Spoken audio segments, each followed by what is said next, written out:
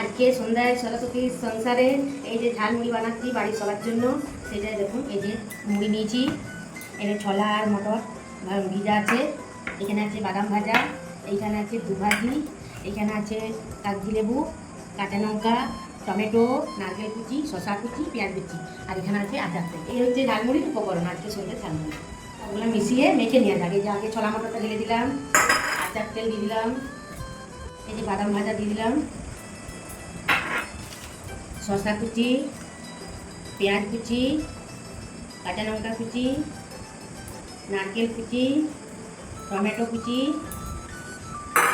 তার সাথে এই যে দুভাজি আর লেবু ভাজি, এই সব দিয়ে মিক্স করে ঝালমুড়ি বানাবো। শেষে একটু চানাচুর ছড়িয়ে দিলাম।